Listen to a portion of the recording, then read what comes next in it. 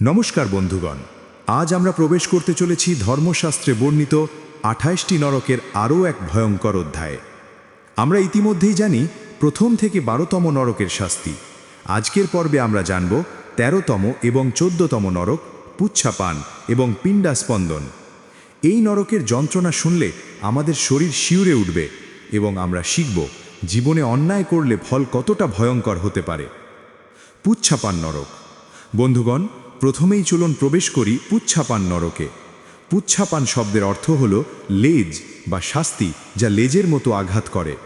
ধর্মশাস্ত্রে বলা হয়েছে এই নরক তাদের জন্য যারা জীবনে প্রবলভাবে অসত্যাচার, অন্যকে আহত করা বা অকারণে প্রাণী বা মানুষকে নির্যাতন করেছে। এখানে পাপীদের একটি বিশাল লেজের মতো যন্ত্র দিয়ে শাস্তি দেওয়া হয়। প্রতিটি আঘাত এতটা শক্তিশালী যে শরীর চূর্ণ বিচূর্ণ হয়ে যায়। তারা চিৎকার করে, ছটফট করে, কিন্তু কেউ তাদের শোনে না। তাদের দেহ আবার পুনরায় তৈরি করা হয় এবং নতুনভাবে লেজের আঘাত শুরু হয়। ধর্মশাস্ত্রে বলা হয়েছে যারা অন্যকে ক্ষতি করে, অহংকারী আচরণ করে বা নিষ্ঠুর হয়ে জীবন কাটায়, তারা এই নরকের শাস্তি ভোগ করে। এই নরক আমাদের শেখায় জীবনে অন্যের ক্ষতি থেকে বিরত থাকা, দয়া এবং সহানুভূতি রাখা সবচেয়ে বড় ধর্ম।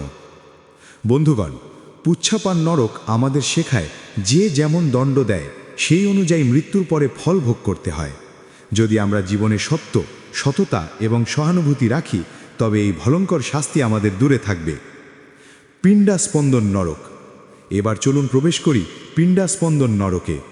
পিণ্ডাস্পন্দন শব্দের অর্থ হল দেহকে পিষ্ট করা বা চূর্ণ করা। এই নরক তাদের জন্য যারা জীবনে গুরুতর অন্যায় করেছে, বিশেষ করে যারা অন্যান্যকে শোষণ, প্রতারণা বা হিংসা করেছে। এখানে আত্মাদের একটি বিশাল যন্ত্রের মধ্যে ফেলে দেওয়া হয়।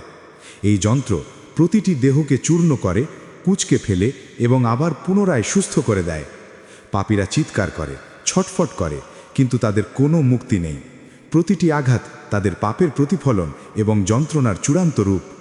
ধর্মশাস্ত্রে বলা হয়েছে যারা অন্যের প্রতি নিষ্ঠুর, অন্যায়ভাবে শোষণ করে কিংবা দুর্বলকে হরণ করে, তারা এই নরকের শাস্তি ভোগ করে। এই নরক আমাদের শেখায় ক্ষমতা কখনো অন্যকে ক্ষতি করতে ব্যবহার করা উচিত নয়। যে যেমন আচরণ করে, মৃত্যুর পরে সেই অনুযায়ী ফল ভোগ করতে হয়।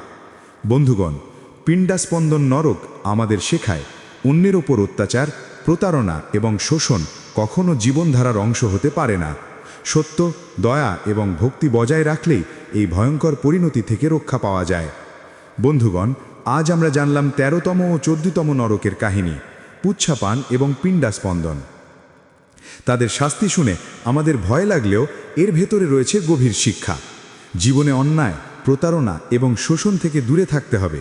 সততা, দয়া এবং সহানুভূতির পথ ধরতে হবে, কারণ সত্য, দয়া এবং ভক্তিই পারে আমাদের নরকের যন্ত্রণার হাত থেকে রক্ষা করতে।